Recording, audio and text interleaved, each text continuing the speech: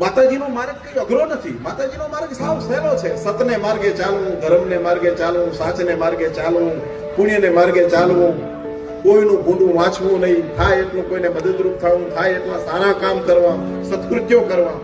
કાંકરે કાંકરે પાળ બંધાય ને ટીપે ટીપે સરોવર ભરાય, એમ થોડા થોડા સારા કામો કરતા જઈશું તો આપણું પુણ્યનું ભાથું ભરાશે. અને પુણ્યનું ભાથું ભરાશે તો મિત્રો યાદ રાખજો, જીવનમાં સૌથી મોટી મૂડી પુણ્ય જ છે. પુણ્યથી મોટી કોઈ મૂડી નથી.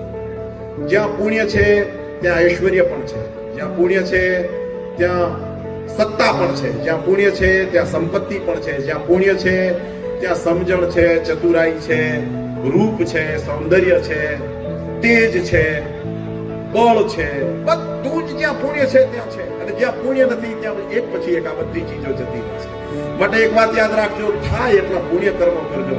આજે માતાજીના આ જન્મ દિવસે આજે આપણે સૌ ભેગા થયા છે, આટલો આનંદ કર્યો, મજા કરી, મેળો માણ્યો, સારા ભોજન જમ્યા. પણ જો આ સંકલ્પ લીધા વિના જઈશું તો માતાજીના જન્મદિવસની ઉજવણી સાચી અર્થમાં નહીં કરી કહેવાય. એટલે આજે થાય એટલું આપણા પોતાના જીવનની અંદર સુધારો થાય એવા સંકલ્પો લઈને આપણે અહીંથી જઈએ તો માતાજીનો જન્મદિવસ આપણે સાચા અર્થમાં ઉજવ્યો કહેવાય. એવું મારું માનવું થાય છે, એવો મારો આપ સૌને અપીલ અનુરોધ પણ છે.